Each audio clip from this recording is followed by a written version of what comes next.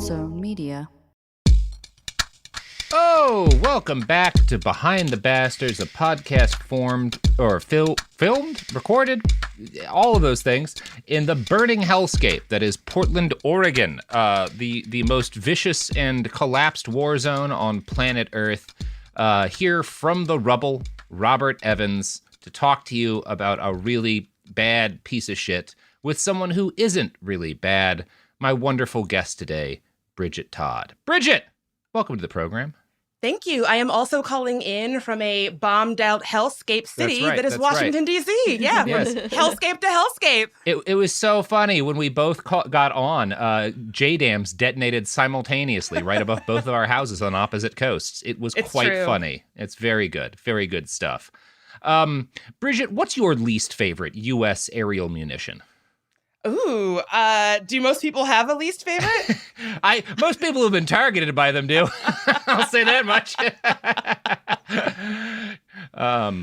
What's your least favorite? I will say the scariest thing I've ever seen to hit anywhere is a J-dam. Although, like, Hellfires are pretty fucking scary too. And then, just watching an Apache empty its whole cartload into a building's pretty fucked up. None of them are really that fun when you're anywhere close to seeing them. It's more just like, oh fuck, fireworks really ain't got the juice. Yeah, no part of you is like, oh, that looks cool. Oh no, fuck me, I gotta get away from that son of a bitch real fast. Bridget, what do you do on the internet? A place where there are no girls, according to one of your podcasts. That is true. There are no girls on the internet yet. Here we are, showing up there every day, making... That's right. Flapping our gums and making opinions and all of that. That's right. And you got anything else you want to plug right up at the top here before we get into it? Oh, yeah. You can listen to me on There Are No Girls on the Internet. I am occasionally on It Could Happen Here. You are. Yeah. Hate fascism, hate everything that's going on, excited to be super bummed out by whatever you're about to tell me, I'm sure. Fascism, what is that? Is that good or is that bad? It sounds like bad, I'm guessing. Who can say anymore? Who's to say? The truth is probably somewhere in the middle. That's right. You know who wasn't in the middle of the fascism good or bad debate? Who? I mean, a lot of people. Bridget, have you ever heard of a guy named Daryl Gates? I have not. That's interesting. Daryl Gates was the police chief in Los Angeles for a period of time, right? Mostly through like the 80s, the late 70s and the 80s up until 1992. And if you kind of know what happened in 1992, you might be able to guess what made him have to stop being the chief of police in Los Angeles, right? And the reason why I want to talk about Daryl Gates is that if you live in a U.S. city and have been to a protest recently, or if you've just like watched the news and spent portions of the last decade or so in muted horror as you see, police officers and federal agents dressed like soldiers tear people from their loved ones or beat kids in the street, then you have a bone to pick with Daryl Gates because he is maybe the single most important figure in the militarization of U.S. law enforcement, right? That's kind of what Daryl is known for. Among other things, he co-created and named the first SWAT team. He invented the DARE program, and he played a major role in the birth of Hollywood propaganda and the militarization of normal city police departments, right? This is Daryl Gates, right? That's the fellow we are talking about this week. Wow, I will never forgive him for making me spend what could have been a free period for most of my K through 12 education, I don't know, watching a police officer sing a song about why you shouldn't do drugs and play acoustic guitar. Right. Tell you lies about the crack houses he'd busted up, and no one who was busting up drug rings or whatever got made a dare cop. I have a very clear memory of the dare cop in our school saying, oh, if you ever go into your parents' drawers and you see some of this green stuff, be sure to come tell your buddies here at the dare program. Tell basically the fucking cops on your parents. Rat out your mom and dad, kids. What the fuck? Yeah, we'll be talking all about that. This is an iHeart podcast. Guaranteed Human.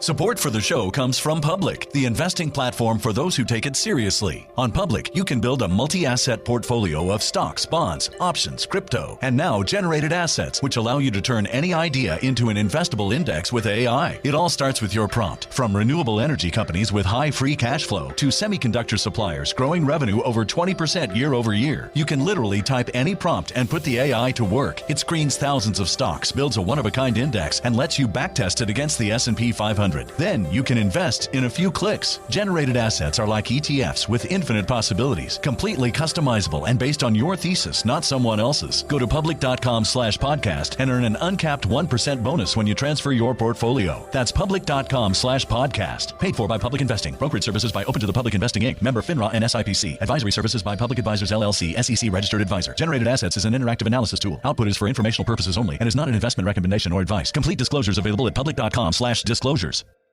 Tired of spills and stains on your sofa? Wash away your worries with Anabay. Anabay is the only machine washable sofa inside and out, where designer quality meets budget-friendly prices. That's right, sofas start at just $699. Enjoy a no-risk experience with pet-friendly, stain-resistant, and changeable slip covers made with performance fabric. Experience cloud-like comfort with high-resilience foam that's hypoallergenic and never needs fluffing. The sturdy steel frame ensures longevity, and the modular pieces can be rearranged anytime. Shop WashableSofas.com for up to 60% off site-wide, backed by a 30-day satisfaction guarantee. If you're not absolutely in love, send it back for a full refund. No return shipping or restocking fees. Every penny back. Upgrade now at WashableSofas.com. Offers are subject to change, and certain restrictions may apply. You're listening to a podcast, so you're doing something else too, like maybe scrolling home listings on Redfin, saving places you like without thinking you'll get them, because that's what house hunting has become. But Redfin isn't built for endless browsing. It's built to help you find and own a home. Redfin agents close twice as many deals as other agents, which means when you find a place you love, you've got a real shot at getting it. Redfin helps turn saved listings into real addresses. Get started at redfin.com. Own the dream. Hey, this is U.S. Olympic gold medalist Tara Davis-Woodhull. And I'm U.S. Paralympic gold medalist Hunter Woodhull. As athletes, our lives are about having a clear path. And a team that you can absolutely trust. So when it came to getting the best mortgage, we chose PennyMac. PennyMac is proud to be the official mortgage provider of Team USA and you. Learn more at pennymac.com. PennyMac Loan Services, LLC, Equal Housing Lender, NMLS ID 35953. Licensed by the Department of Financial Protection and Innovation under the California Residential Mortgage Lending Act. Conditions and restrictions may apply. Daryl was a famous cop in his own life. So famous that after his career ended, he got to write an autobiography. He's kind of like the first celebrity influencer police chief, which is like a thing that we have to deal with now on the right. I really hate that. Yeah, you can tell a lot. His autobiography was just called Chief, and you can tell a lot about his life by just skimming the first few chapters of the table of contents. Chapter 1 is Street Fighter. Chapter 2 is Rookie. Chapter 3 is Parker, which was the name of the guy he worked for when he was chief the first time. And Chapter 4 is Gamblers, Drunks, Prostitutes, and Scumbags. So really, just exactly what you'd expect from an LAPD cop's autobiography, you know? Those are some of my favorite kinds of people. He just listed my core social groups. Yeah, everyone I hang out with, gamblers, drunks, prostitutes, and scumbags. Yeah. Which one are you? I'm at least 3 of the 4. Oh, I think I can make a claim for at least all of them. Yeah. Most or all, depending on the day of the week. So Daryl Francis Gates was born on August 30th, 1926 in Glendale, California. His father was a plumber and Catholic. His mother was initially a homemaker and came from a Mormon background. And as a little kid, he remembers that his family was comfortable and had a large house in a decent part of Glendale. And as an interesting aside, Daryl, D-A-R-Y-L, is how his name would come to be spelled, but he was born D-A-R-R-E-L, and I have found no reason why. What? I don't know why he changed it to add a Y. I don't, something must have happened. There's a story there. It's not in his autobiography. Dude. Is that like when girls they'll change the spelling of their name to look unique? Like, oh, I added a Y. It must, right? There has to have been a reason. Like, why would you take the E out and add a Y? I mean, I have seen more DARYL Daryls than DAREL Daryls, but I just don't understand it. Yeah, that's really, I would love to know what the story is there. Yeah, that would be fun. So Daryl and his 4-year older brother Lowell had separate rooms, which means, again, you're doing pretty good in the 20s and 30s if each kid has their own room. And up until Daryl was 4 or so, his family was doing all right. But as he notes in his autobiography, in 1930, my world changed. And without explanation, his parents moved the family to the other side of Glendale. So far out, they were almost in Burbank, which residents of the greater Los Angeles metropolitan area will recognize as the very pit of hell itself. If you've ever had to be out on that side of Glendale, I wouldn't wish it on the devil. And this is, today when we're talking about Glendale, nobody's like, oh, that's the rough part of Los Angeles. But this is legitimately like a more impoverished area, especially as like we're coming into the early years of the Great Depression. And it's also semi-rural, right? Gates describes the move as like, the family going past cornfields and grape orchards into this tired, ramshackle house that was very small. He and his brother have to share a room and a single bed. And, quote, even more disconcerting, my mother wasn't at home anymore. That was the most shocking thing in my memory, my mother going to work. And this is like the first great trauma of Daryl's life, is that his mom has to get a job to keep the family afloat, which he doesn't describe as like a bad thing on his mom's behalf. It's just like it changes his entire conception of the world, because his dad goes from, this powerful figure holding up the family to someone who is on unemployment and unable to actually earn anything. And he responds to it, Daryl's dad, by becoming a self-destructive alcoholic and abandoning his family for days at a time. Not a unique story during the Great Depression, but obviously something that's going to fuck this kid up, And when Daryl's dad does show back up, he's no longer present or functional. He stumbles around in what his son describes as a boozy haze. And Daryl would later write, with my mother gone and my brother at school, I was in effect home alone. So he's kind of raising himself in the earliest years that he has memories, That's a big deal for this kid. So we're starting to see some of the trauma that this is making him the person he's going to be. It's not surprising that this leaves a mark on a kid, I don't think. Sure. And I was also a latchkey kid with 2 overworked parents. I didn't go on to like militarize our police department. Yeah, exactly. I know a lot of latchkey kids. None of them did this. I mean, I was doing things I shouldn't have been doing, but not that. Yeah, not that. Get into drugs, kids. Don't create SWAT teams. That's our advice here on Behind the Bastards. Just do drugs. Don't become, Speak for yourself, my friend. I am speaking for myself, Sophie. That worked out great for me. I know. You could run an opposite DARE program where you come into schools and tell kids to experiment with drugs. Kids, I dropped out of school and started doing drugs, and I have a comfortable living these days. All my friends who got a college debt, not nearly doing as well. So just fuck off, give up. Jesus Christ. It works for everyone. It doesn't work for everyone, but nothing works for everyone. There's no good advice I have for you. My friends who got medical degrees and became lawyers, they're all fucked too. I don't know what to tell you, kids. Do your best. It's messy out there. Daryl has, a rough time of it. And he's not entirely consistent when he writes about his background. So I expect there's aspects of this he's exaggerating because it makes a better story. In one paragraph, he says that his dad was pretty much absent during his childhood. And on the next page, he talks about how, to avoid starvation, his family raised livestock, turkeys, chickens, and rabbits. And his dad, per his recollection, was doing all of the raising of animals. He talks a lot about his dad, like, butchering livestock in the house and preparing it for dinner. And that doesn't sound as like checked out and unavailable and not a part of life as he kind of describes him in other parts, So I'm sure he's not completely making up that his dad was out of the picture, but his stories about how out of the picture he was are kind of inconsistent, if that makes sense, right? Yeah.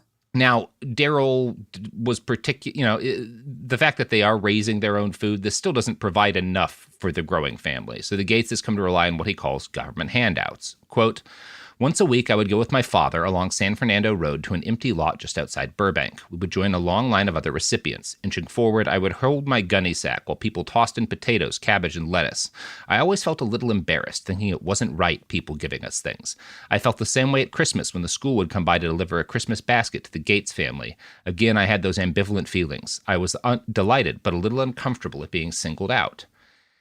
And you see this sometimes with conservative people who grow up to be conservative, like influential figures in politics and were poor as kids, where they react, and I have to think this is a failing on behalf of our society, with shame at the fact that they survived due to social programs that they later wind up thinking are the root of all evil, right?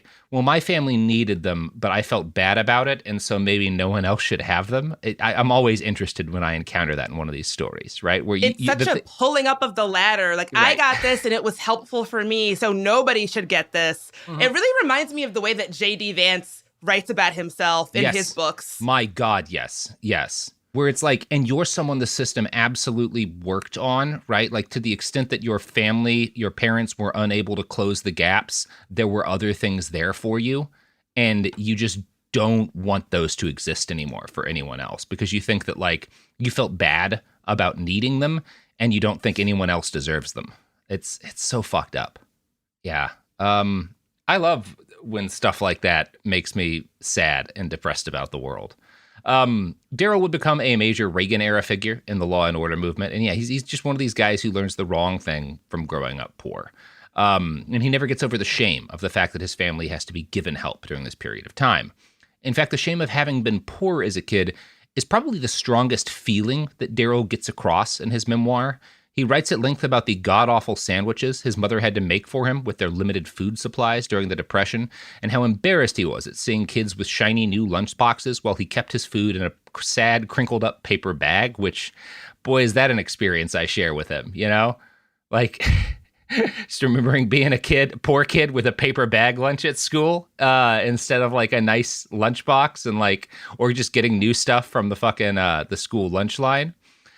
He describes his food as, often it would be bean or mashed potato sandwich. Sometimes when things were really bad, my mom would mix sugar, cocoa, and canned milk into a thick paste and spread it on a piece of bread. So, like, legit poor kid sandwiches, you know? Yeah, that is legit poor kid food right there. That is a poor kid sandwich, yeah? Yeah. Just peanut butter smeared on a playing card. Yeah, that sounds like shit. Yeah, exactly. He writes that his mom was a non-union laborer in a dress factory. She put in 9 or 10-hour days, probably because she was non-union, and she often came home with her hands bleeding because her workplace had switched to electric cutters that were faster but way worse for the workers. He grows up revering his mom because she keeps his family together during this period of time through sheer perseverance and hard work. His father is a very different figure, and Daryl describes him as having, quote, kept us in line out of sheer fear. He goes on to describe how his father was abusive, and to be honest, it's one of the weirder descriptions of an abusive parent that I've ever met, just because of how he talks about it. When he was sober, we were scared to death he would whip us. He did that only a couple of times, but we were always terrified he might do it again. Basically, Paul Gates was an easygoing man who liked to laugh. With his self-deprecating humor and an ability to tell a funny story, he made everyone else laugh too, but he also had a real temper, and woo, that kept us in line. And it's like, my dad was a nice guy who hit us. And I get it. I get your interpretation of that. But again, it's just evidence of this. You haven't examined stuff all that much, you know? Yeah. I get I think I sort of get what he's putting down here. Same here. I do. I would get you would get glimpses of a temper, and the fear of that would be enough to kind of have there be a fear behind you at all times, whether or not your dad was actively hitting you a lot. My dad didn't, or you know, it wasn't my dad, but like, yeah, this parent was not constantly or even often violent, but it happened a couple of times, and that was enough that you were like, I am not going to fuck with them, you know? Yeah. And yeah, that's not again, uncommon parenting experience for kids to have. Because Prohibition coincided with the collapse of the economy and his family fortunes, and because his dad was a drinker, his father took to brewing beer in the family home in order to stay supplied with alcohol and to supply his friends with alcohol. And so some of Daryl's earliest memories were watching Paul and his, quote, Irish Catholic buddies make beer in the bathtub and bottle it, When the family moved houses, his dad's friends still came over to make beer, but he notes that his father was increasingly absent because he's just drinking too much to make beer. Too much of an alcoholic to be a moonshiner. And this is where Daryl makes his first reference to being aware of the police as a kid, which is really interesting to me for a guy who grows up to be one of the most famous cops in the country, is he doesn't like the cops as a kid. Because when his dad gets more out of control as a drinker, there are increasing run-ins with the law. And one of Daryl's worst memories as a kid was the day the Glendale PD finally came for his father. Quote, "There was a knock at the door, a loud knock, and out front stood these large uniformed people. It was just devastating as a kid. Drunk or not, my dad was still the authority figure in the family. And there he was, scurrying out the back door into the blackness of night, while these massive uniformed people were beating on the door, rushing in. In those days, they didn't stand on ceremony. They just pushed in, past my mother. Where is he?" And that's a searing memory, right? It's a memory, unfortunately, even more kids are having today with what the ICE raids are doing, And it's not surprising that Daryl grows up hating the cops. He repeats this story, variations of it, numerous times over his childhood, right? The police are coming constantly to his house. They're chasing his dad off or taking his dad away all the time. And he comes to see the police as fundamentally cruel and destructive. And as an adolescent, Daryl saw law enforcement as, quote, just a plague on society. Wow. I mean, it's so interesting to me. The same thing as what you were describing with him not wanting to use welfare or other kinds of social services and it turning him against those things. It's interesting that his run-ins with the police, he was like, oh, I hate the police, and so I will become one. That's just very interesting to me. Yeah. How that's going to happen is going to be interesting. But it is like such a sad part that like he grows up understanding what's so problematic about the police, right? Is this guy not doing good as a father? Is he out of control to an extent? Does there need to be some sort of intervention in his life? Sure. Is that intervention armed, uniformed men taking him away from his family? No, probably not, right? And traumatizing his kids even more? That's probably not the way, Yeah. One of his other traumatic incidents from his childhood comes when he wakes up sick with his face all... This just tells you a lot about growing up in the Depression. He, wakes up with his face swollen and, just clearly deathly ill. And his brother tells him, you should probably skip school and go to a doctor. And Daryl goes to his dad and is like, hey, Dad, I think I'm not doing well. And his dad, who is drunk at 7 a.m, probably from the night before, is like, fuck off. Just sleep it off, kid. I'm about to do that. And so Daryl stays home, and then by the time his brother gets home from school, Daryl's face is twice its normal size, right? It's just become clear that this kid needs to be in the hospital. And instead of going to the hospital, Daryl tries to go out and play with the other kids when they get out of school, who mock him for looking fucked up, because they're like, dude, your whole face is, what the fuck's wrong with that, right? And it's not until his mom gets home later that night that she's like, no one took him to the doctor? What's wrong with you people? And she calls the family doctor, who diagnoses Daryl with an acute kidney condition. He blames this on the fact that there'd just been a sports competition in school that he won, and that he'd had to push himself so hard to win that he pulled a kidney loose. I don't know if that's what happened. I think it's just that it's the 30s. People are getting sick all the time. They don't know medicine yet. But he's treated in time, and he manages getting over it. But the fact that his dad ignored it in order to get drunk is like a searing moment to him, right? This really burns itself into his brain, as you'd expect it to, right? He spends 3 months slowly recovering from his injuries. And since his mom worked all day and his brother was at school, that means that for 3 months, he was basically rotting alone in bed. There's not a TV. They don't have a radio. His dad doesn't go to the library often to check out books. So he's mostly just laying there alone, stewing in his anger, And that's not going to help anything about this kid. No, I can see that being a very formative experience for a child. Just lots of time to sit there and stew about your drunk father and the horrible school lunches you're packed every day. Right, exactly. So the next year, 1935, his family moves again to Highland Park. Decades later, Daryl would recall the racial makeup of their new neighborhood in what I'd call telling terms. Quote, a lot of Italian and German families, a mixture of Catholics and Jews, many Hispanics, some Japanese and Chinese. I don't recall any blacks. He writes this book in the mid-90s. So was it great. cool to be describing the makeup of where you live in that way, and then like just completely obsessed with the races and ethnicities of people around you? Yeah, just like really laying out, here's all the different races in my town when I'm 10, Like, yeah. I don't know, man. I don't know that I believe that. Do you ever meet somebody that tells a story, and whenever they tell a story, they have to tell you the ethnicity or the race of the person involved? It's like when you meet somebody like that, it really tells you a lot about how they see the world. Yes, yeah. That really like gets across significant details. Is like also just what races you remember. Okay. Which ones were notable to you? Yeah. What are the notable races in your childhood? So the same year, his dad notched a new public drinking arrest for which he finally serves jail time. And Daryl calls this his dad's rock bottom point. He goes through the DTs after he sobers up in the drunk tank. And the experience fucks up Paul Gates so much that Paul commits to sobering up. And he did. And Gates' family life gets better at this point. Not only is the Great Depression starting to wind down by the later half of the 30s, but his dad gets to another job and starts working again. He gets a family car so that the Gateses have a vehicle for the first time. And his new dad, the sober dad, becomes a real gung-ho pro-FDR New Deal Democrat, which makes complete sense because a lot of people, my grandparents were like that, where it's like, yeah, they were dedicated New Deal Democrats for a long time because they survived thanks to New Deal programs, Of course, that makes you real positive towards government programs, at least for a period of time.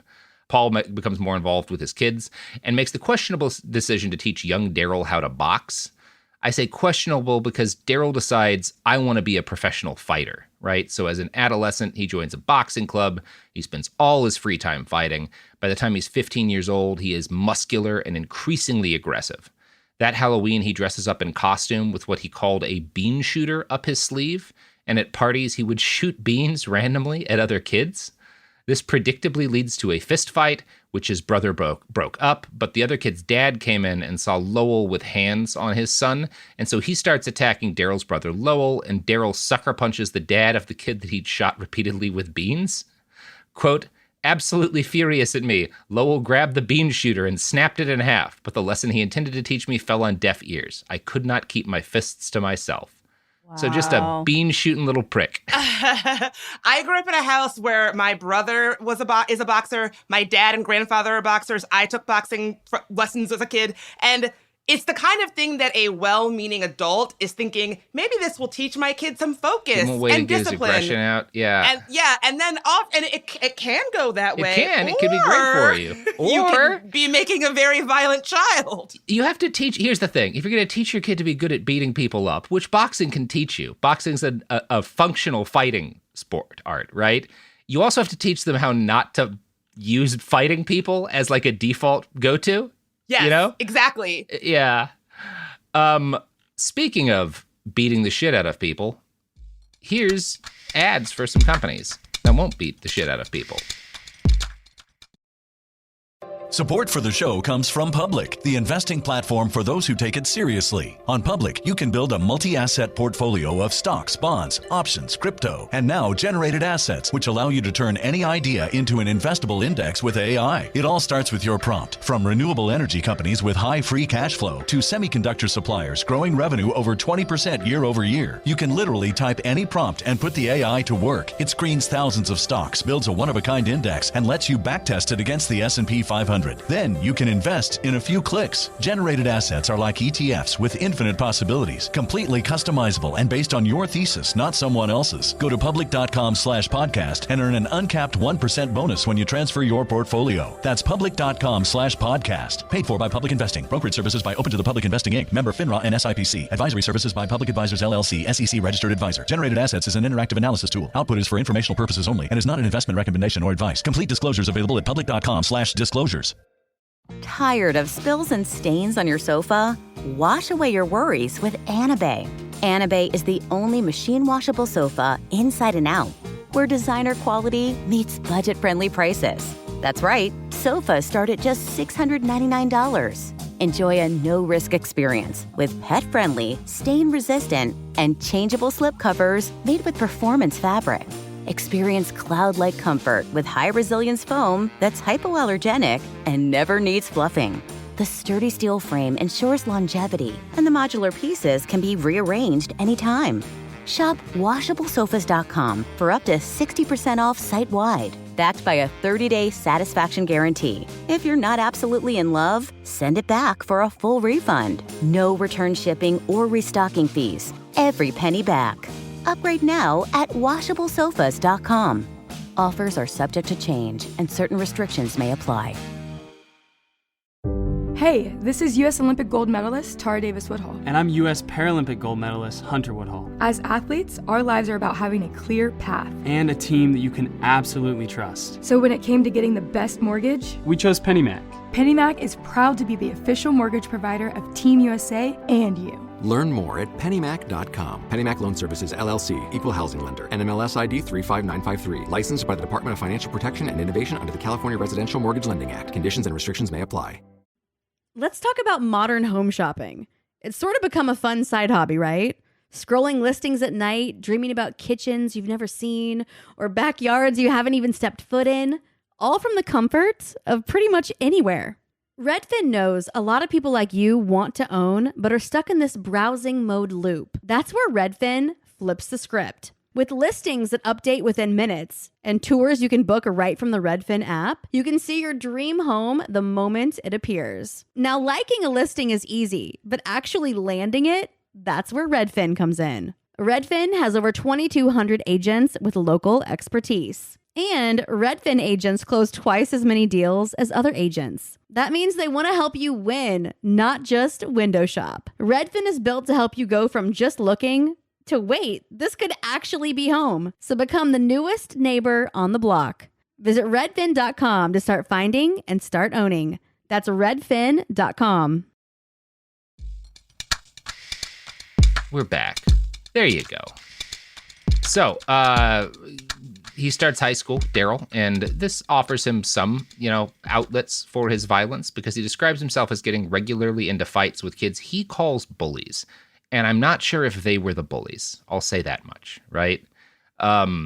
This leads him to his first real legal trouble because by age 16, he's come to the conclusion, and the accurate one in my opinion, that, quote, there was no bigger bully than a cop. And he saved up money to buy an old car of his own by this point. And the police, he says, were, quote, always pulling me over for something, citing him for everything under the sun, including having a loud muffler. And again, yeah, a lot of people have this experience, mostly not white kids. And the fact that you did, it's a bummer that this doesn't make you a better person. Yeah, I feel like he's taking all the wrong lessons from these very formative life experiences. All of them. It's amazing. Yeah, it's just every wrong lesson you could take. Shocking stuff. Here's a passage from his book talking about how, one of his early meaningful interactions with the cops. On a Sunday night in 1942, with my girlfriend beside me and my buddy in back, I stopped my car in front of the Franklin Theater. Every Sunday night, they showed a Hopalong Cassidy, and my buddy Pete Ciula went in to see what time the next show started. We were sitting there, my car parked just a little bit out from the curb, when suddenly a squad car slammed to a stop behind me. Because of the war, the LAPD had been forced to hire emergency wartime officers. Among them, it turned out, these two. One strolled over and whipped out his pad. I jumped out of my car. What are you doing? Writing you a citation? Come on, what for? You're double parked. But my friend will be right back. And it deteriorated from there. Now, eventually, his friend comes out, and his brother, tries to de-escalate things. And when the cops shove Lowell away, Daryl loses it. And he punches the cop who'd shoved his brother. And one of his friends punches the other cop. And they all get arrested. He and his friend and Lowell. Now, punching a cop normally would get you jail time. But his brother is kind of like a goody two-shoes in town. He started some local sports program for kids that the LAPD are partnering with. And so they offered Daryl and Lowell a deal, which is that they'll drop the charges if he apologizes. And Daryl refuses at first, right? He's wanting to no, fucking charge me with assaulting a police officer. I'm not going to say sorry to this dick. And insisted that well, the cop pushed my brother, so I had a right to sock the bastard. And eventually Lowell has to intervene and be you stupid motherfucker. They're offering to drop assault on an officer charges. Shut your fucking mouth and say sorry, right? Yeah. I appreciate standing on business and being no, it's the principle, but if they're going to drop charges. Yeah. You hit a cop, bro. Like, take the dub, you know? Next, per an article in the LA Times, in 1943, after graduating from Franklin High School in Highland Park, Gates joined the Navy and served 2 years as a plain old seaman on a destroyer in the Pacific. After his discharge, he enrolled at Pasadena College and married a classmate, Wanda Hawkins. He was taking pre-law courses at USC when he learned that she was pregnant. Unsure how he was going to support a family, he did not greet the news happily. Not a weird story, right? You know, a lot of kids like this out there in the world. And one of his friends, this is kind of him finally breaking bad, is he's like desperate and has to figure out how to make money to pay for a kid now. And one of his friends says, hey, the LAPD is hiring. They don't have enough people and the pay's good. They've got like signing bonuses and a decent starting salary. And Daryl reacts with fury at first. He remembers telling his friend, no way in the world will I ever be a dumb cop. But then his friend's like, but they pay like $290 a month. And that's real good money back then. And while he's in police academy, he can continue to study at USC the whole time. So he drives out to Hollywood High and he takes a civil service exam. And he claims scored number 9 in a room with 5,000 applicants. And this is where we get a strong hint that old Daryl might have some narcissistic tendencies, because rather than taking satisfaction in his high score, he recalled anger that 8 other, quote, prospective dumb cops had scored higher than him. He assumed that this must have been the result of nepotism or these other kids gaming the system in some way, but he continues on to the other stages of the application, right? He's like, no, there's no way the only dumb people would want to be cops, so I have to be the smartest person in this room full of people who are desperate for money, you know? Every takeaway is the wrong takeaway. Also, is it really that hard to believe that there are 8 kids who would score better on this test than you? Is that really in a room so of 5,000? impossible? No, and you're doing fine, brother. Like, come on, man. So he has to lie when his interviewer asks if he has any criminal history or has ever been arrested. But since the charges had been dropped, the guys responsible for the hiring process have no evidence to the contrary. At first, he joins the LAPD to pay his way through college and support a young family, and he starts the job holding his nose and kind of not really wanting to do it at all. On September 16th, 1949, he has his first day at the police academy. And it's not like the classic film Police Academy, unfortunately. His first sight as he goes to the academy are the words inscribed on the entrance of the building, "The more you sweat here, the less you will bleed in the street." And Daryl writes about his time training in a typically self-aggrandizing fashion, noting that he was too heavy when he joined, but at the end of the training, he was 205 pounds of pure muscle, and that his colleagues nicknamed him the Bear. And no, they didn't. Whatever. I'm sorry, man. No one's colleagues, and like, no one gets nicknames that cool that other people give them. No. That is a self-made nickname if I've ever heard one. Yeah. If you get a nickname like the Bear, it's not for a cool reason. It's because you like scratch your back on a wall or something and you look like a bear. And people are like, oh man, look at him. He looks like he's a bear rubbing up against a tree. Always getting your head stuck in picnic baskets. Right. Yeah. You get your head stuck in a picnic basket and people are like, fucking Yogi Bear over here. Right. That's someone who gets nicknamed the Bear, you know? It's like if anyone ever tells you, yeah, my nickname was the Reaper. It's like, no, that's probably because you ate nothing but corn or something during basic training or some weird shit. It's not because you were cool. Nobody gets that nickname for being cool. No. People just don't give out nicknames for that reason. You get a nickname like fucking Cumstain or whatever, right? That's a military nickname. Anyway, he claims, more than on my physique, I prided myself on my intellect, which, sure, bro, I don't know, man. That's not going to be a real through line in your life, but okay. Now, by the time he finishes training, he says his opinion on the police had changed. He met so many great guys in police academy that he realizes, oh no, I've been wrong about the cops all along. And he never seems to have squared this fact that whatever his experience with the instructors and with his peers, the experiences that he had as a child of the police busting down his door and fucking up his life also happened, right? He never, deals with the intersection of these two things, which is interesting to me.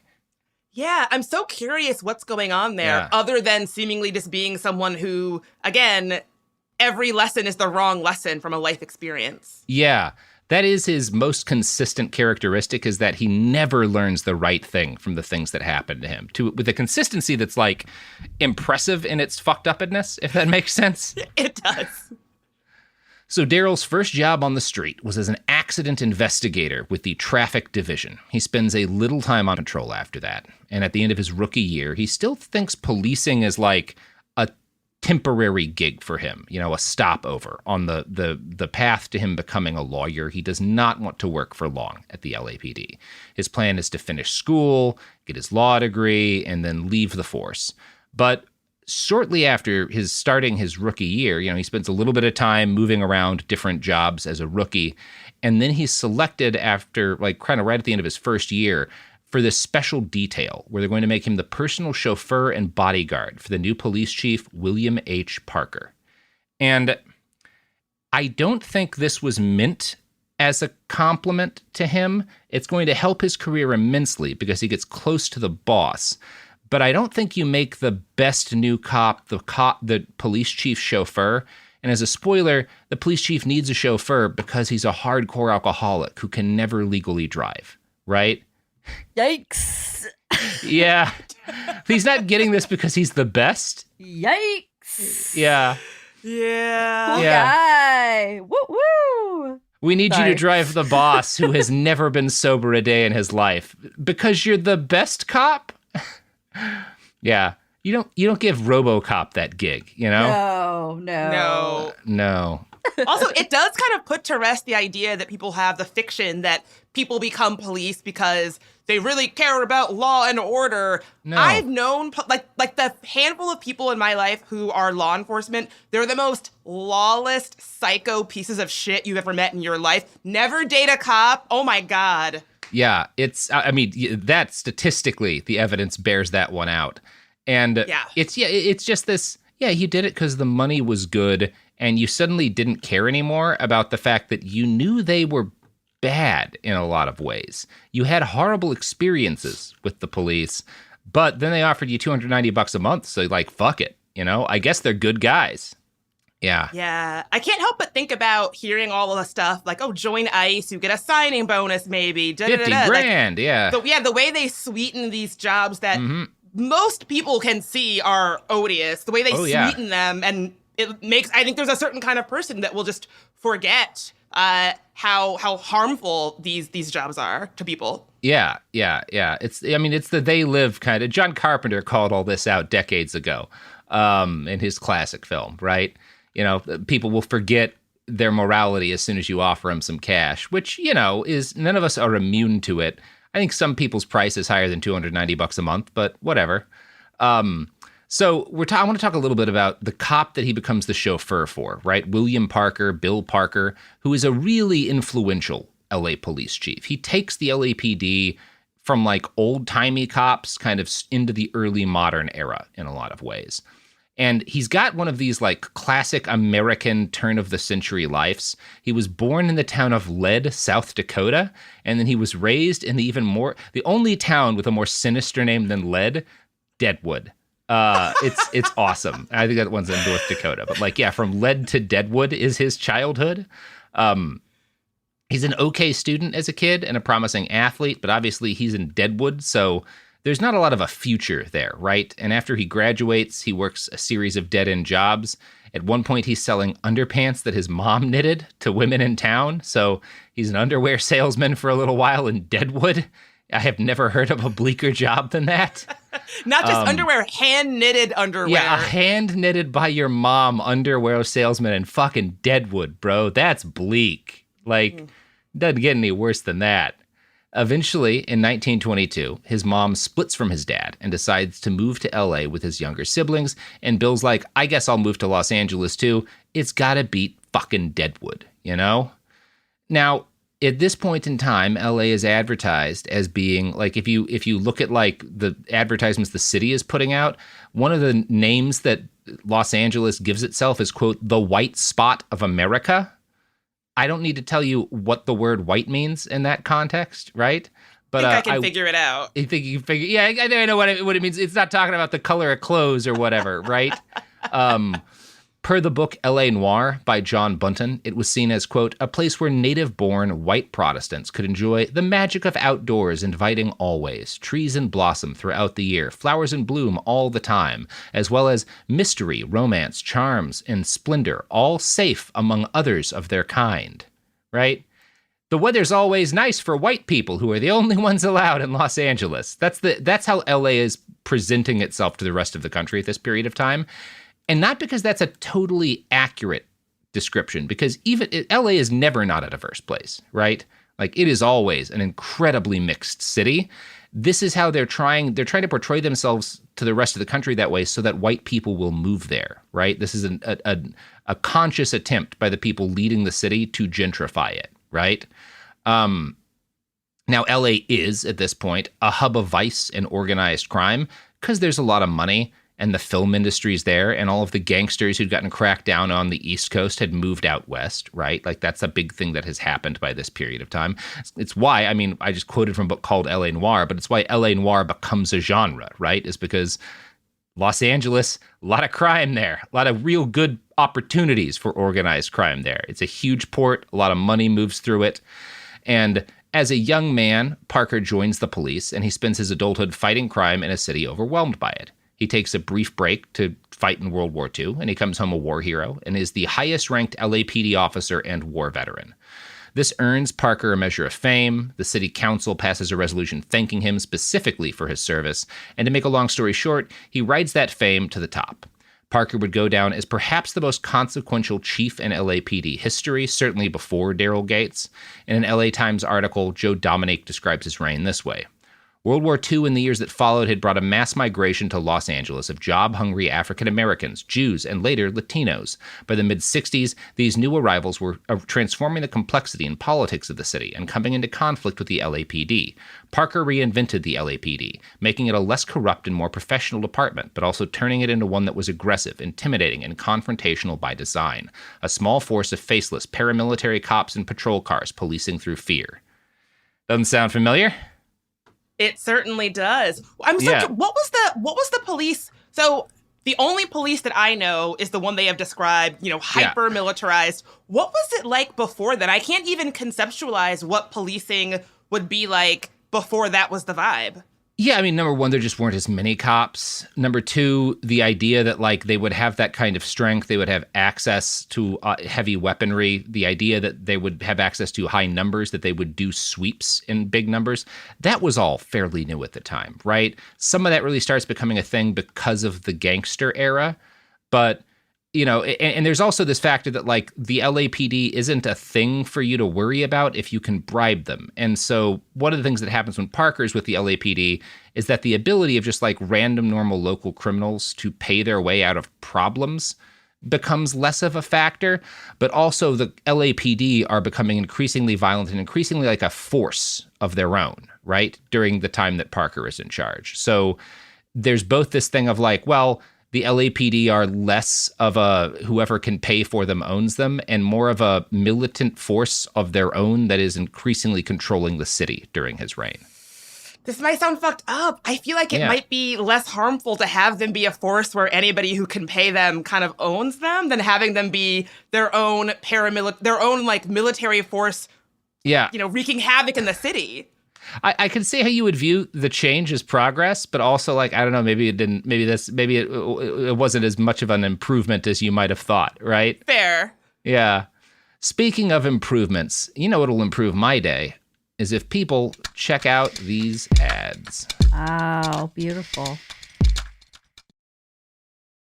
Support for the show comes from Public, the investing platform for those who take it seriously. On Public, you can build a multi-asset portfolio of stocks, bonds, options, crypto, and now generated assets, which allow you to turn any idea into an investable index with AI. It all starts with your prompt. From renewable energy companies with high free cash flow to semiconductor suppliers growing revenue over 20% year over year, you can literally type any prompt and put the AI to work. It screens thousands of stocks, builds a one-of-a-kind index, and lets you backtest it against the S&P 500. 100. Then you can invest in a few clicks. Generated assets are like ETFs with infinite possibilities, completely customizable and based on your thesis, not someone else's. Go to public.com/podcast and earn an uncapped 1% bonus when you transfer your portfolio. That's public.com/podcast. Paid for by Public Investing. Brokerage services by Open to the Public Investing Inc. Member FINRA and SIPC. Advisory services by Public Advisors LLC, SEC registered advisor. Generated assets is an interactive analysis tool. Output is for informational purposes only and is not an investment recommendation or advice. Complete disclosures available at public.com/disclosures. Tired of spills and stains on your sofa? Wash away your worries with Anabay. Anabay is the only designer sofa that's machine washable inside and out, starting at just $699. Plus, Anabay sofas are pet-friendly, stain-resistant, and feature changeable slipcovers and modular pieces. Get up to 60% off site-wide with a 30-day money-back guarantee. Visit washablesofas.com to get yours now. That's washablesofas.com. Offers are subject to change and certain restrictions may apply. Hey, this is U.S. Olympic gold medalist Tara Davis-Woodhull. And I'm U.S. Paralympic gold medalist Hunter Woodhull. As athletes, our lives are about having a clear path. And a team that you can absolutely trust. So when it came to getting the best mortgage, we chose PennyMac. PennyMac is proud to be the official mortgage provider of Team USA and you. Learn more at pennymac.com. PennyMac Loan Services, LLC, Equal Housing Lender, NMLS ID 35953. Licensed by the Department of Financial Protection and Innovation under the California Residential Mortgage Lending Act. Conditions and restrictions may apply. Let's talk about modern home shopping. It's sort of become a fun side hobby, right? Scrolling listings at night, dreaming about kitchens you've never seen, or backyards you haven't even stepped foot in, all from the comfort of pretty much anywhere. Redfin knows a lot of people like you want to own, but are stuck in this browsing mode loop. That's where Redfin flips the script. With listings that update within minutes and tours you can book right from the Redfin app, you can see your dream home the moment it appears. Now, liking a listing is easy, but actually landing it, that's where Redfin comes in. Redfin has over 2,200 agents with local expertise. And Redfin agents close twice as many deals as other agents. That means they want to help you win, not just window shop. Redfin is built to help you go from just looking to wait, this could actually be home. So become the newest neighbor on the block. Visit redfin.com to start finding and start owning. That's redfin.com. And we're back. So we just set up, Bill Parker's time running the LAPD. And right after Parker gets made chief, Daryl is made his driver. And the fact that Daryl is the chief's driver during the busy first 15 months of Parker's time running the department gives him a front seat to this revolutionary period in LAPD history. And his position makes him a natural sounding board for Parker's ideas. It gives him influence incommensurate to his low rank and his rookie status inside the department. In the LAPD, Gates gains a reputation as being the chief's fair-haired boy. Per journalists Elaine Wu and Eric Walnick, Gates would later write, quote, "What I received during my 15 months with him turned out to be more than a primer on policing. It became a tutorial on how to be chief," right? And for the sake of completion, I should note that in his own autobiography, Gates paints a mixed picture of his mentor. He admits that he became totally smitten with Parker and saw him as a kind of father figure, but also Parker was sadly a father figure in, quote, more ways than I would have liked, by which I mean Bill was a raging alcoholic like Daryl's dad. And Daryl writes, I can see why this guy influences you. Picking a guy just like Daddy. I know all about it. Yeah, but Daddy got in trouble with the cops, and this guy gets to run them for some reason. Here's a quote. "After trying to absorb Parker's brilliance by day, I would too often by night drive him home drunk, and I mean loaded. He drank until his words slurred and stares became a hazard. He would repeat the same thought over and over until he became a terrible bore. Some nights he would attend to function and not touch a drop. Other nights he drank heavily and smelled embarrassing to me as he stumbled getting into the car and stumbled getting out. From the street to his house required negotiating a steep hill that I often had to help him up." And Daryl insists... Visceral. Yeah.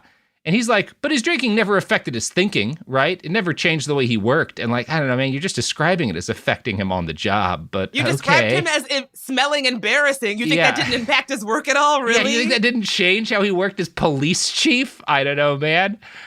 Now, Daryl does note fairly, well, all the journalists in the media pool at press conferences were outrageous alcoholics too. And yeah, man, it was the 50s, right? Like, I don't believe you're lying about all the journalists being self-destructive alcoholics in 1951, you know? Yeah, that makes sense. He did acknowledge one time in which Parker's drinking caused serious issues. New Year's Day, 1951. He and the chief were scheduled to pick up the mayor and drive to the Elks Club for breakfast before the Rose Bowl. But Parker had gotten completely shithouse hammered the night before, and Gates only got him home 2 hours before they had to wake up. The result of this was that they are late to pick up the mayor the next day, and the mayor is furious. Gates plays this off as the mayor being an arrogant prick, even though he admits he and his boss were giggling the whole time about how hammered he still was. So I'm not sure it's the mayor who sounds bad in this story. The mayor's like, my fucking police chief can't sober up to pick me up for the fucking Rose Bowl. Like, can't do one night without getting so drunk that he's blacked out the next morning. Yeah, hours late and laughing about it in front of the mayor is not a great look. In front of their, but not his a good drinking look, never man. impacted his drinking. Never impacted his work, job. though. Never impacted his job. Absolutely not. Now, one long-term impact of this year and change is that Gates rockets himself to the head of the line for promotions and choice appointments within the department. When he gets back to normal duty, he works briefly on juvenile patrol, like the cops who'd let him and his brother off easy for assaulting an officer when they were kids. And his section of the book on his time in juvenile patrol is one of the most incoherent pieces of his autobiography. He describes this adolescent kid named Jose who was a serial burglar and enough of like a habitual criminal that he and his partner could tell when they got a call about a burglary that like, oh, that's Jose, right? Like that must have been him. It matches his MO perfectly. Classic Jose. Classic Jose. And he's like, we liked this kid, but like, you know, we had to deal with him constantly. And he describes having to call Jose's parents all the time about their son. And then he writes a very confusing passage that is absolutely not consistent. Times were so different then. The people were different and the laws were different. Often you'd haul a kid in, chew him out, and call his folks. Father would come down, bawl the kid out. You'd never encounter that kid again. And he goes on to complain that, like, that's not the way it is today because police don't have as much power. There's all these children's rights advocates who've lobbied for laws that give kids more rights. And now cops can't use their own in-house probation system to, quote, skip the courts and put kids on probation at their own recognizance without involving a judge or court. And, like, but you just talked about this kid who was constantly a problem and who, like, the way the system worked didn't benefit him at all. It didn't like help him stop. Like he was a career criminal anyway. And then you're like, but things were that didn't happen back then. You know, not like it was not like it is today. He's writing in the 90s where like, because kids have rights, things are worse. It's just interesting to me. Again, he just can't, it's completely inconsistent, right? Like his recollection of things and how they worked then versus how they work now is just never accurate to the actual things he's saying. I almost feel like this is an issue with the editing. I'm curious if an editor of this book would have called out that very clear inconsistency there to say, hey, your point's getting a bit muddled. They don't have those on right-wing sheriff books, you know? Just write whatever you want, hit publish. Throw whatever you want on there, kid. We don't give a shit. It's your name that's going to sell this motherfucker. People will know it's the SWAT guy. Yeah, so Daryl goes from this point where he talks about this kid and how things are different now than they were back then. He goes from that to immediately telling an anecdote that makes me feel like none of his colleagues should have been allowed within 100 yards of a school. And this is so fucking wild that he just tells this as like a gag. We had encountered a 16-year-old girl living on her own, a typical arrival. She was hoping for the big break, but on the streets of Hollywood, anything could happen to her. So when we'd spot her, we would stop and talk, or sometimes we'd go by her room to check up on her. I tried to give her all kinds of fatherly advice, and I guess she kind of fell for me. One day I was thumbing through a batch of crime reports when I noticed one for rape. I picked it up and went, oh no, it was the girl. Next I saw the suspect's name, me. Oh my God, I thought. Instinctively, I checked the date of the rape and the time, trying to remember what the hell was I doing then. Suddenly I looked up. A bunch of detectives were standing there laughing, thinking they'd played a pretty good joke on me. So the joke that his colleagues play is filing a fake child rape report for him. What? Isn't that funny? What a great joke. I mean, it's hard to know what to say. These are this is. I mean, oh my God! Got him! He thought he raped a kid. You thought you raped a kid? You were thinking back to remember if you'd raped that kid? Ha ha ha ha! Oh, Daryl, we got you. Because you have done it before, right? Obviously, like it was a possibility in your head. You had to think about it, right, man? The fact that he was like, oh, let me think back, as opposed to this is clearly some mistake. Who was I raping that day? Oh, no. Like, that's insane. Real weird, Sitch. That's insane. As a bit, that's nuts. And that you'd say that about your colleagues who were like, I really had my mind changed. I thought the LAPD were all bullies, but then I learned they're real serious professionals who do joke about child rape reporting, obviously. But that's fine, you know? It's a bit. Jesus Christ. Holy shit. Like, that was really one of those like, oh, okay, so things haven't changed all that much, huh? Like cops haven't. No? Okay. Cops really have not changed. Cool, bro. After his time on the juvie beat, Gates gets moved to the Vice Squad, and in 1955, he makes sergeant. 4 years later, he's promoted to lieutenant, and 4 years after that, he makes captain. This is a pretty rapid pace of advancement, and he credits this. He says he gets his promotions as rapidly as he does because he studies really hard for every exam, and he's just very rigorous in the way he approaches the work. But brown-nosing is at least as much a factor in his rise as anything else. You know, the chief likes him. He's the golden boy. He drove him around. They bonded. And so for the remainder of the time that Parker is running the LAPD, Daryl can count on having the boss's ear whenever he needs it. So he's never going to get turned down for a promotion when he goes up for it, right? By the spring of 1965, Gates had risen to an impressive rank indeed, inspector. Now, his particular role is oversight. And Bridget, this is probably going to start the ominous music in your head. In 65, he gets made the inspector overseeing all patrol officers in a certain neighborhood of Los Angeles called Watts. Oh, right? God. Uh-huh. Yeah, we know what's coming up now. I know where this is going. We know where this is going, right? Watts is a majority black neighborhood that is very impoverished, right? And as the civil rights movement is picking up steam, people there are growing increasingly organized and increasingly angry about a system that rules their lives. And the fact that Parker has turned the LAPD into this unaccountable paramilitary force and set them patrolling neighborhoods with an aggressive posture is about to bite everyone in the ass, right? That's what's coming up. And as a spoiler, Parker is in charge of not the whole LAPD, but like the group of cops who are directly responding to Watts when the Watts riots breaks out. And he's running the whole department during the 92 Rodney King riots. That's Daryl Gates.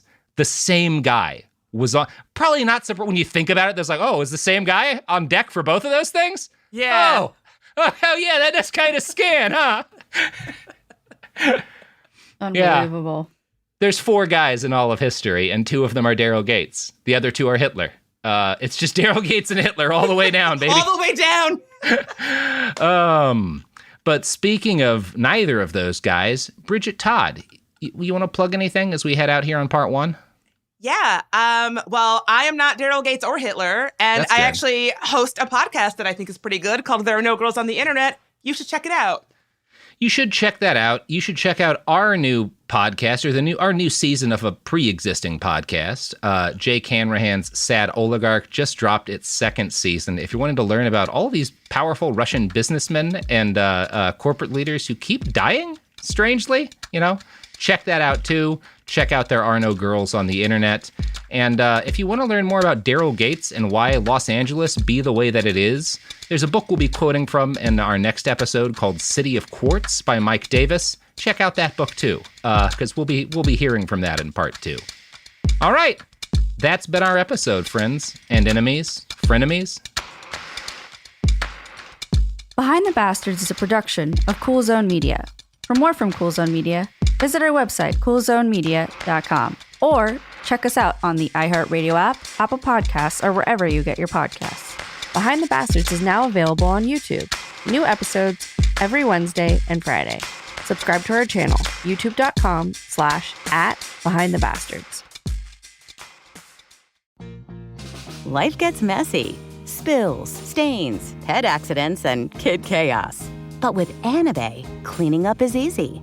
Our sofas are fully machine washable, inside and out, so you never have to stress about messes again. Made with liquid and stain-resistant fabrics, that means fewer stains and more peace of mind.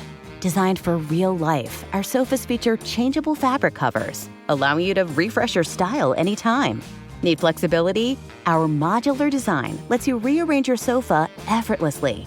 Perfect for cozy apartments or spacious homes. Plus, they're earth-friendly and built to last. That's why over 200,000 happy customers have made the switch.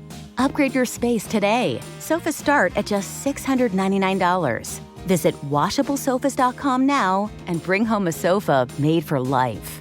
That's washablesofas.com. Offers are subject to change and certain restrictions may apply.